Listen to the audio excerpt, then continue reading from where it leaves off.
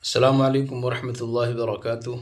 तो अज़ीज़ों, आज बहुत दिनों के बाद मैं फिर से आपके इस स्क्रीन पर हाज़िर हुआ हूँ, सिर्फ़ इसलिए कि देखिए, ये वीडियो जो मैं बना रहा हूँ सिर्फ़ उन लोगों के लिए है, ख़ास तौर से जो अरबी को समझते हों और जो कुरान शरीफ के बारे में कुछ जानते हों। क्या ही अच्छा अंदाज़ हमारे इस भाई ने अपनाया है कुरान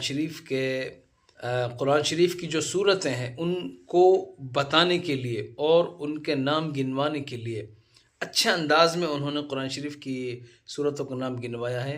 और ये सिर्फ़ वही समझ सकते हैं जो अरबी दाँ हैं, जो अरबी को समझते हों, जो अरबी लैंग्वेज पर कुछ पकड़ या महारत रखते हों।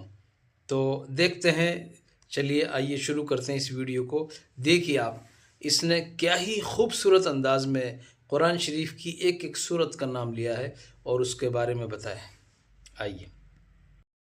قرأ رجل الفاتحة قبل ذبح البقرة ليقتدي بآل عمران تزوج خير النساء، وبينما هو مع أهله في المائدة ضحى ببعض الأنعام مراعيا بعض الأعراف، وأوكل أمر الأنفال إلى الله ورسوله معلنا التوبة إلى الله أسوة بيونس وهود ويوسف عليهم السلام. ومع صوت الرعد قرأ قصة إبراهيم وحجر ابنه إسماعيل عليهما السلام، وكان له خلية نحل اشتراها في ذكر الإسراء والمعراج ووضعها في كهف له، ثم أمر ابنته مريم وابنه طه أن يقوما عليها ليقتديا بالأنبياء في العمل والجد. ولما جاء موسم الحج انطلقوا مع المؤمنين متجهين إلى حيث النور يتلألأ، وكان يوم الفرقان. وكم كتب في ذلك الشعراء، فكانوا كالنمل نظاما، وسطروا أروع قصص الاتحاد لئلا يصيبهم الوهن كحال بيت العنكبوت. وجلس إليهم يقص عليهم غلبة الروم ناصحا لهم كلقمان مع ابنه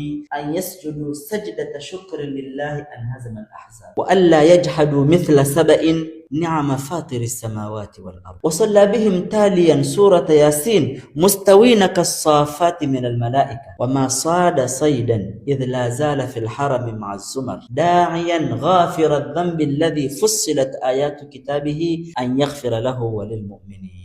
ثم بدأت الشورى بينهم عن موعد العودة مع الحذر من تأثرهم بزخرف الدنيا الفانية كالدخان، خوفا من يوم تأتي فيه الأمم جاثية. فمروا على الأحقاف في حضر موت لذكر محمد عليه الصلاة والسلام لها ولأمنها، وهناك كان الفتح في التجارة مما جعلهم يبنون لهم حجرات، وأسسوا محالا سموها محال قاف للتجارة، فكانت ذاريات للخير ذروة. وكان قبل هذا الطور من أطوار حياته كالنجم، فصار كالقمر يشار إليه بالبنان بفضل الرحمن. ولكن ماذا وقعت بعدها واقعة جعلت حالهم كما يقال على الحديد. فصبرت زوجته ولم تكن مجادلة لعلمها أن الله يعوضهم يوم الحشر إليه وأن الدنيا ممتحنة، فكانوا كالصف يوم الجمعة تجاه هذا البلاء العظيم مجتنبين صفات المنافقين، لأن الغبن الحقيقي غبن يوم التغابن. فكاد الطلاق يأخذ حكم التحريم بينهم، فتبارك الذي ألف بينهم كما ألف بين يونس والنون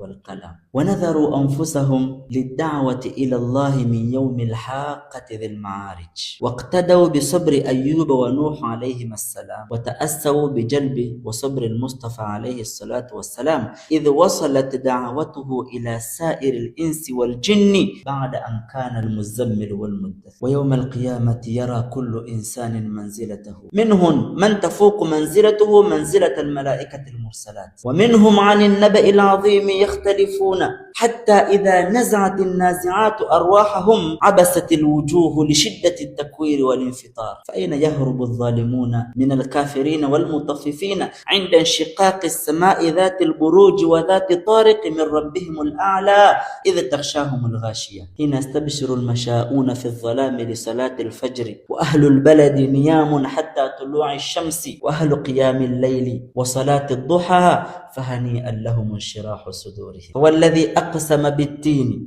وخلق الإنسان من علق. إن أهل القدر من هم على بينة من ربهم قبل زلزلة الأرض، ودمروا العاديات في حضر موت قبل أن تحل القارعة، ولم تلههم التكاثر، فكانوا في كل عصر هداة مهديين لا يلفتون إلى الهمزة اللمزة، كما فعل عبد المطلب مع أصحاب الفيل، وكان سيدا في قريش. وما منعوا الماعون أحدا رجاء أن يرويهم الله من نهر الكوثر حين يعطش الظالمون والكافرون، ويحرم النصر من آذته حبل من مسد. فاللهم ارزقنا الإخلاص في القول والعمل या रब्बल फलक व रब्बन।